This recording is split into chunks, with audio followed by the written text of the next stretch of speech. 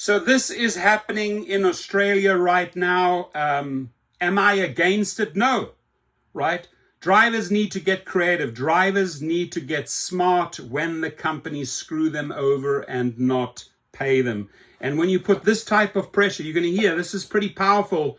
Uber drivers manipulating surge prices. They say it's a symptom of unfair practice. But at the end of the day, when you are not paying these people, they are independent contractors at the end of the day. They can make their own independent decisions. And if they, as independent contractors, come together and influence the pricing, which they, as independent contractors, they can set their own pricing. If they are not happy with the crap that Uber is paying out, they smarten up, as you will hear here. Now, this is an Australian voice coming straight from my good friends from Aussieland. Drivers hoping to make more money have admitted they're manipulating the system to push prices up, meaning some passengers could be paying up to 3 times the cost of their trip. Drivers say they're forced to be innovative because the rideshare company doesn't pay enough and is taking a bigger cut. Michael Kane is the National Secretary of the Transport Workers Union, and he joins us now from Perth. Michael Kane, welcome. So is this actually happening? Drivers working together Show them who's the boss. In some situations to push up pricing?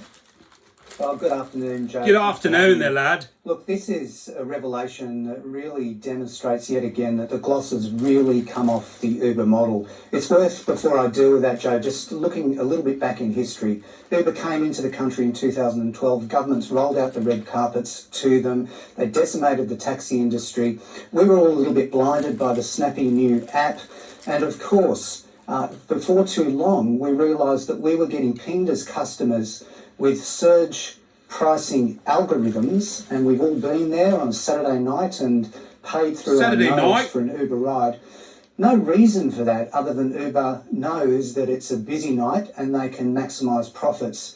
And the problem is that consumers are getting pinged by the Uber model, but drivers are as well. Drivers now, we know from a large survey last year, 50% of them being paid below the minimum wage. These are drivers that are treated as independent contractors. They've got to pay for their car, for their fuel, for their insurances. They don't get leave entitlements, and they're being worked to the bone. So it's important that that context is put before the Australian community. If there's anyone that should be in the gun sights here, it's Uber and the Uber model, which is exploiting consumers and exploiting drivers, Joe. Yeah, so you've put that in context there. How often does it happen and in what situations?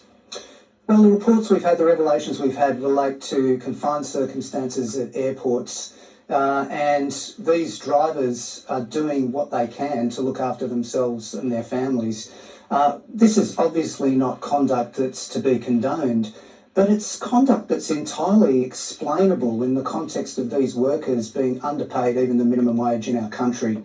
You know, we've become accustomed to the... So he's basically saying, this is what drivers do at the end of the day when the companies are treating them shitty, right?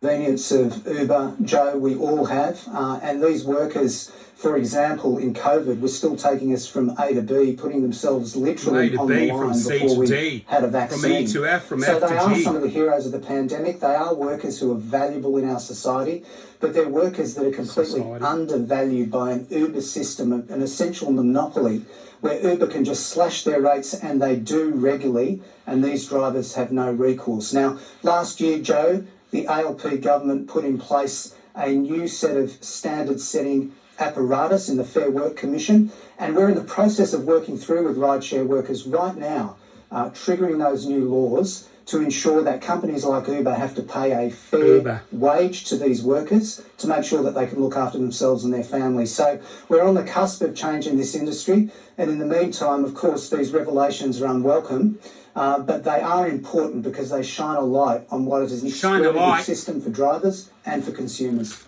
Yeah, so you say it's happening for a valid reason, but what about the fact that passengers are effectively getting ripped off in the process?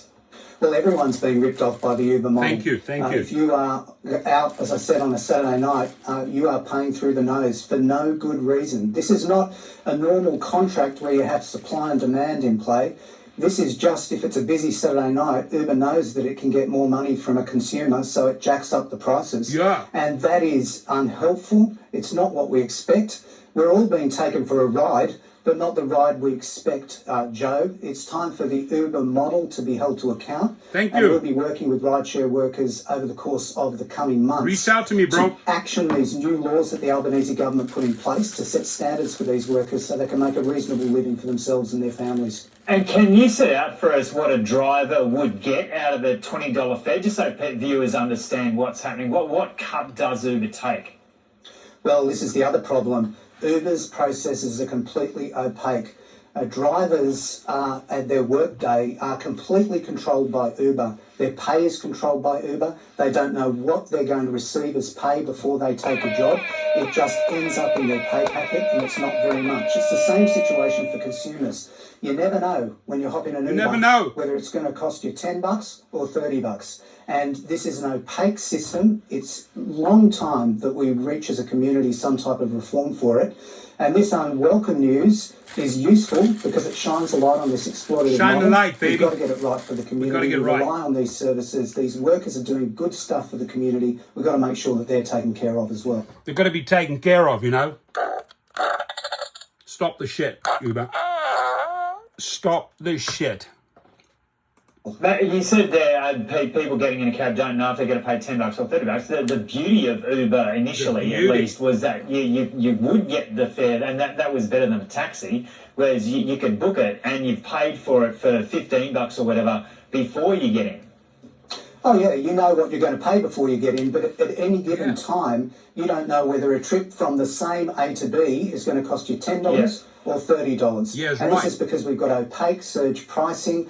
Uber controls that through algorithms. That's unfair for the consumer. Correct. And it's certainly unfair for the driver. Correct. Who faces unilateral pay cuts month after month and who can't get enough simply to look after themselves and their family because they're being paid below the minimum wage. So it's a high time that change was made, and it's moments like this that we have to shine a light to make sure that shine we a get light that on the change cockroaches in this Uber system. Yeah, and you've already gone through this a little bit, but just take us through how you hope to address this. What specific way through the legislation do you hope that drivers will get a fair cut?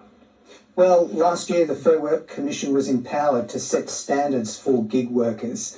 And we're in the process of crafting an application with rideshare workers to make sure they get a minimum wage, to make sure that they've got access to workers' compensation, to make sure they've got... You know, he starts to make sure they get a minimum wage. Problem, we're not even getting minimum wage in the United States and Australia. That's what's so shameful, right? They're not willing to pay the minimum wage. So it's sad that we have to fight for the minimum wage. Superannuation, those things that other workers in the Australian community take for granted. And to make sure, Joe, and this is the horrific thing, a horrific revelation for today, to make sure that these workers receive at least the minimum wage. Thank you. That's not too much to ask, and we need to make sure that that occurs. So over the coming months, we'll be making an application to the Fair Work Commission to ensure just that, so these workers can have a reasonable livelihood for themselves and their families. That's okay, it. Michael Caine, thanks for talking to us from Perth. Thanks, Joe. Thank you, Joe. And Uber, I have a message for you. Stop your...